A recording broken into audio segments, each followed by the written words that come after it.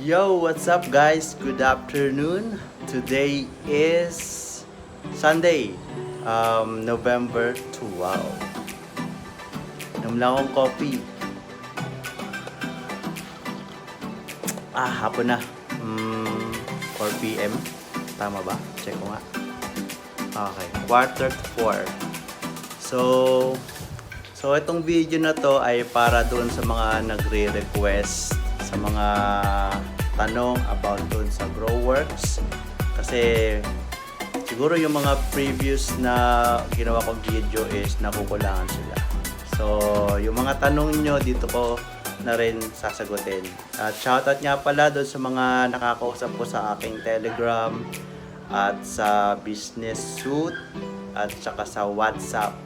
So shoutout din doon sa mga nakakapanood na ng aking video about doon sa mga ginagawa kong video sa YouTube, sa Growworks. So let's go guys, check natin yung ating calendar.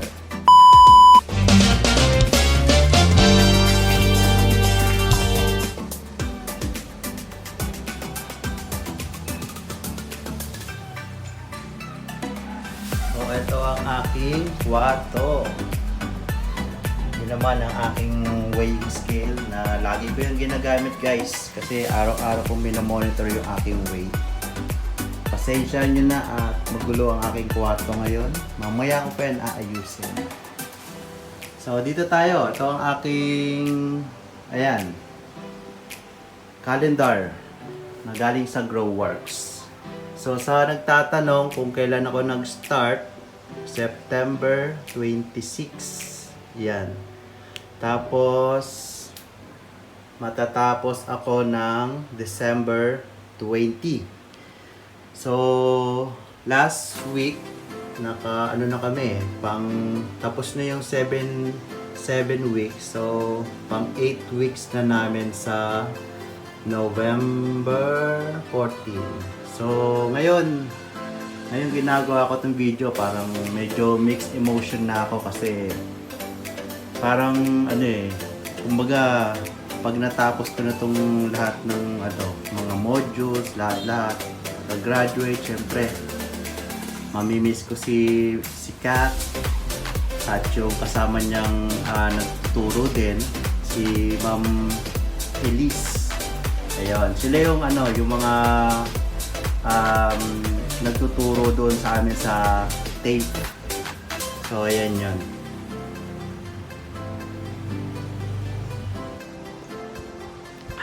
Sarap ng kape. Alam nyo ba, dyan sa Growworks, libre ang kape. Ang kapa, kaya ang lupit. Every morning pag pumapasok ako, hindi na ako nagkakape sa bahay. Pagkagising ko ng alas 4, ng 3:30, alis ako ng 4 a.m. Sibat, dyan na ako sa pantry ng Growworks nagkakape. Dyan ako nag-aalmusal kasi libre ang kape, napakasarap. May creamer lahat na dyan. So yun, kukwento ko lang kung paano ko nag-start. So April 20 ako, April 19 kakagraduate ko lang nun ng caregiving. Tapos April 20 ako nag-apply sa Growworks. Tapos siguro naghintay ako ng mga 2 months, and then may response na, and then nagbakasyon ako sa Bicol kaya medyo na-delay ako. Dapat doon ako kasama sa batch 1 eh. Pero okay lang naman kasi 'di ba? At least hindi pa yun yung time ko talaga. So nakapasok na ako sa sa batch 2. Yung nag-repair sa akin si Miss Lian. Nandoon na siya ngayon sa Australia, nakikita ko siya doon. Tapos, hello Miss Lian. Ayun. Tapos, so yun, ano bang kailangan dalhin? Resume lang naman. Resume. Tapos, kasi ang aga ko nun eh. Mga 5:30, nandoon na ako sa office nun sa Alabang. Tapos, mga 6, nakita ko si Ma'am Luis. Siya yung sa akin, nagpa-exam, nag-interview din. Yan. So, resume lang ang dala ko. Tapos, nag-exam ako ng English. madali lang naman yun. Mga 15 minutes lang naman yun. Tapos, interview, initial and final interview with Ma'am Louise. Si Ma'am Louise sobrang bait. Sobrang walang masasabi talaga dyan. Tapos nun, araw-araw ko na rin siya nakikita sa lobby ng Growworks. So, yun. Ano pa ba? Yun. So, once okay na, nag-email na uli ang Growworks, meron na kayong pagka na-receive nyo ng email, may nakalagay na doon na admission fee. Kailangan bayaran nyo na agad yun within 24 hours or 48 hours pala, 48 hours. Kasi first come, first serve at sobrang dami talaga ng applicant. So yun, kasama na rin naman doon yung IELTS. Kasama na yun doon. Tapos, magpapaano na rin kayo niyan, yung local lang na yung local lang na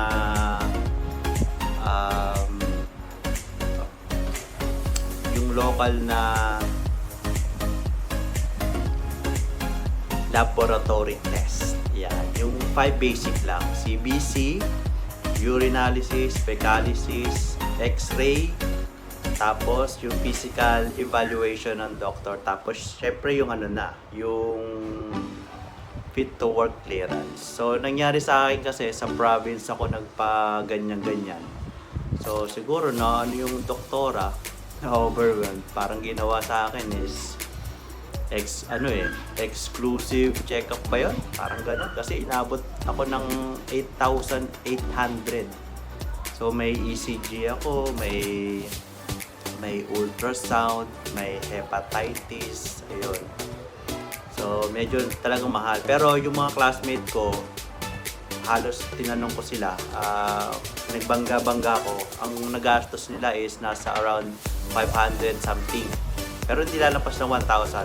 Basta nasa 500 to 1,000 doon aabot. So, yun. Tapos kasama na rin pala doon yung HIV.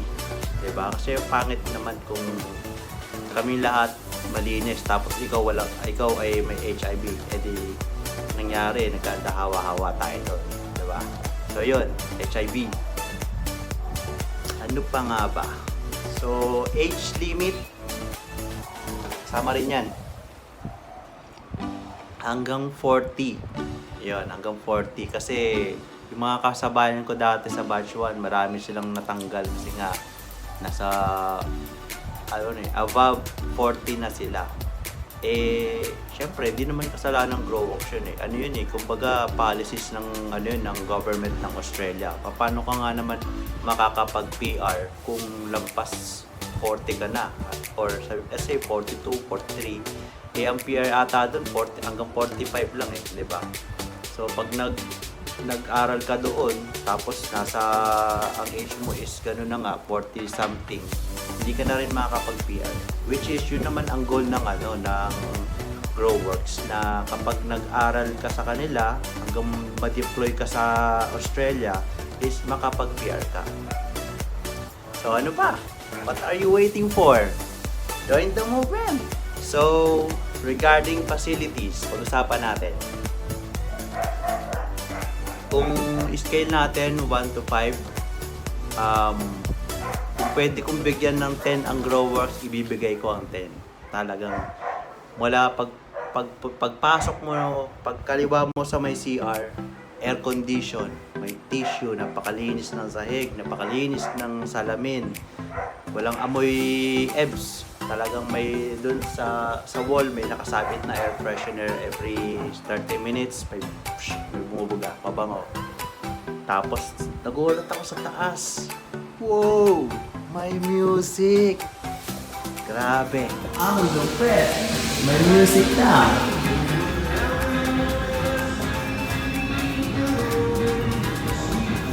May music na! May music na!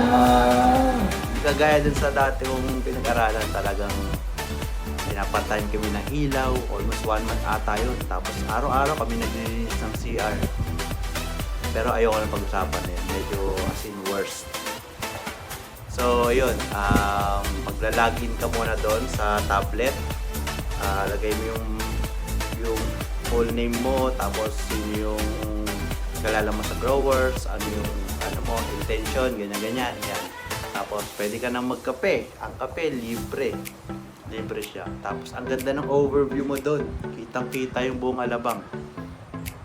Tapos, pagpasok natin sa sa facilities, dalawa kasi yun yung room. Yung isa lecture room, tapos yung kabila doon yung mga simulation. So doon yung yung sling hoist, yung electronic sling hoist na kasi dito hindi ka na talaga magbubuhat na mano-mano sa patient. Bawal yun. Kailangan gagamitin mo talaga yung yung sling hoist. Tapos doon yung mga yung parang hospital bed na automatic yun. Gaganda.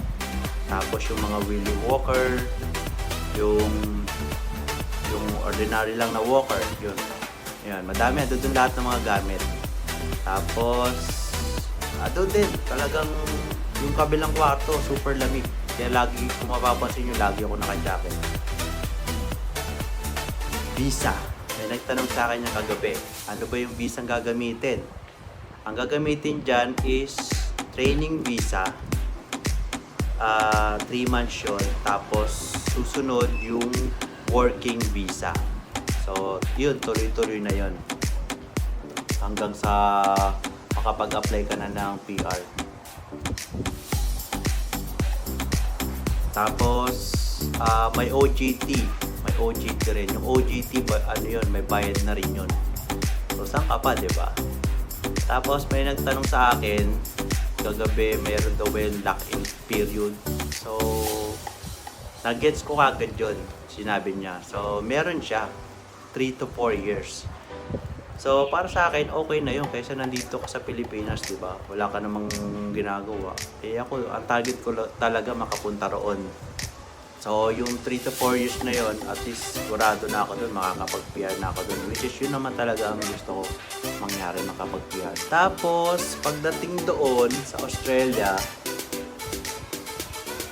so, bago muna pala yun, syempre, mag-IELTS muna tayo. Pag naipasa na yun, tapos okay yung medical mo, goods na yun, makaka-ipad ka na talaga nun. Kasi simple pang magkaroon ka pa ng paid refusal, di ba? Okay naman yung IELTS mo, okay naman yung medical mo. Although siguro may GTE pa rin yan. Pero ayoko munang sabihin dito kung sinong gagawa, tayo ba o ang Growworks. Hindi ko pa alam. Pero pag nandoon na sa Opera House, sasalubungin tayo ni Sir Don. Ayan. Sasalubungin tayo doon. Tapos may mga picture taking. Tapos yung accommodation doon, sagot ni Growworks yun. Pag nakita nyo yung mga videos nila, yung live videos doon sa mga accommodation, sagot ni Growworks yun. Nakikita nyo parang napakaganda. Ang luluwag. Tapos malakondo ang dating. Tapos kukunti lang yung nakatira. Dito naman sa medical natin, yung sinabi ko kanina na 5 basic, kailangan yun, good yun, as in wala kang sakit. Siguro wala kang sakit na halimbawa pagtingin dun sa film na nakita yung film mo, yung lungs mo kulay puti na, yung pala wala ka ng lungs, wala na yun guys. Talagang hindi ka na yun qualified na maging PSW. Yun. Tapos halimbawa wala ka ng sana lang kidney mo, halimbawa lang sigurado hindi ka makakapasa diba? Hindi ka makakapasa nun. Tapos dun sa film mo, meron ka pang heart enlargement, no? Malamang sa malamang hindi ka napasado. Yun, ang pasok nga pala 2 days lang every week. So, pwedeng Monday, Tuesday, or Wednesday, Thursday, ganon. Basta lagi 2 days lang. yung first day, ano yun, lagi yun, module, online class, ganyan. Tapos, yung second day, simulation yun. Yan, ng mga, halimbawa, ay occupied bed making or unoccupied bed making.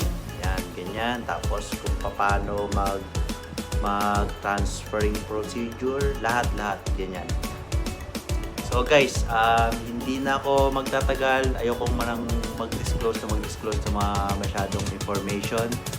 Kasi baka masunog ako kasi ano yan isa rin yan sa natutunan ko sa unang lecture namin sa communication, yung confidentiality and privacy. So baka meron kasi akong masabi na against sa policies and procedure ni Grower, baka masunog din po. Tsaka ano kasi yan halimbawa na nasunod nyo na lahat ng mga requirements prior to start yung first day ninyo, meron kayong gagawin dyan na parang MS meeting. Kung ano yung susuotin nyo ng first day, tapos kung ano yung mga kailangan nyong dalhin. Halimbawa, mga laptop, kung anong mga gadget.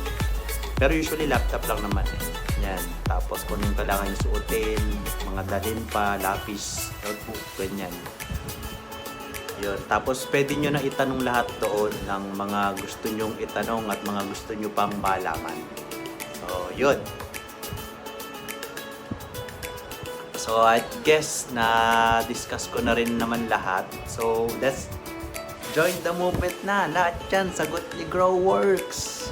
Diba? Mula dito sa Pilipinas hanggang makatawid ka ng Australia, yung mga accommodation doon, sagot lahat yan ng Growworks. So, ilalagay ko dito yung aking Telegram at WhatsApp. Scan nyo lang yung QR code. PM nyo na ako para mabigay ko sa inyo ang referral link. Let's go!